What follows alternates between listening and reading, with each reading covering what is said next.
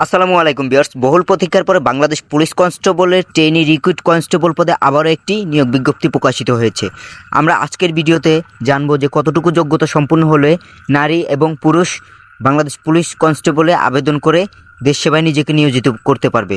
Viewers, আমরা ভিডিওতে যাওয়ার আগে একটি ছোট্ট কথা বলে রাখতেছি। এটি হচ্ছে, আপনারা যারা এই চ্যানেল নতুন আছেন অবশ্যই চ্যানেলটিকে লাইক, কমেন্ট, সাবস্ক্রাইব করে পাশে থাকার চেষ্টা করবেন, কারণ এই চ্যানেল প্রতিনিয়ত আপনাদের জন্য আমরা ডিফেন্স রিলেটেড ভিডিও আপলোড করে থাকি। তো আমরা সর্বপ্রথমে যাচ্ছি সার্কুলারটিতে।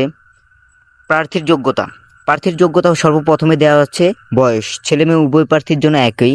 যে সকল প্রার্থীর বয়স 18 মার্চ 2025 তারিখ বর্ণিত বয়সসীমার মধ্যে থাকবে তারা আবেদনের যোগ্য মর্মে বিবেচিত হবে।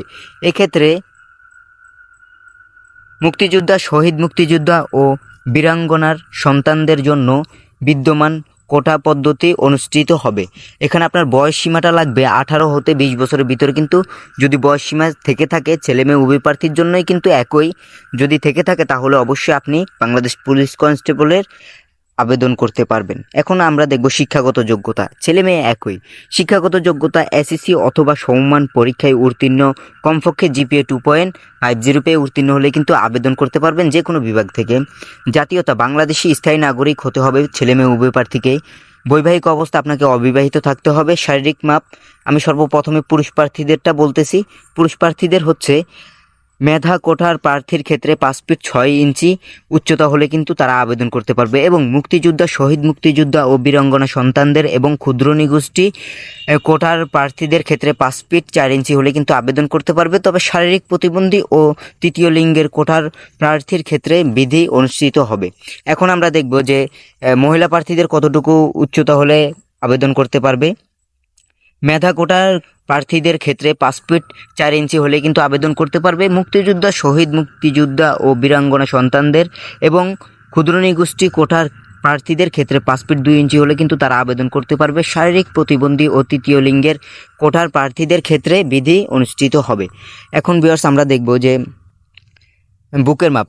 মেধা ও ক্ষুদ্র নিগোষ্ঠী কোটার প্রার্থীর ক্ষেত্রে স্বাভাবিক অবস্থায় 31 ইঞ্চি এবং সম্প্রসারিত অবস্থায় 33 ইঞ্চি হলে কিন্তু পুরুষ প্রার্থীরা আবেদন করতে পারবে। মুক্তিযোদ্ধা, শহীদ মুক্তিযোদ্ধা ও বীরাঙ্গনা সন্তানদের কোটার প্রার্থীদের ক্ষেত্রে স্বাভাবিক অবস্থায় 30 ইঞ্চি এবং সম্প্রসারিত অবস্থায় 31 ইঞ্চি হলেই কিন্তু আবেদন করতে পারবে। এখন আমরা দেখব মহিলা প্রার্থীদেরটা হচ্ছে, মেধা কোটার প্রার্থীদের ক্ষেত্রে 5 ফিট 4 ইঞ্চি হলে আবেদন করতে পারবে। মুক্তিযোদ্ধা ও শহীদ মুক্তিযোদ্ধা বা বীরাঙ্গনা সন্তানদের ক্ষেত্রে, ক্ষুদ্র নিগোষ্ঠীদের ক্ষেত্রে 5 ফিট 2 ইঞ্চি হলে কিন্তু আবেদন করতে পারবে। তবে শারীরিক প্রতিবন্ধী ও তৃতীয় লিঙ্গের কোটার প্রার্থীদের ক্ষেত্রে বিধি অনুষ্ঠিত হবে।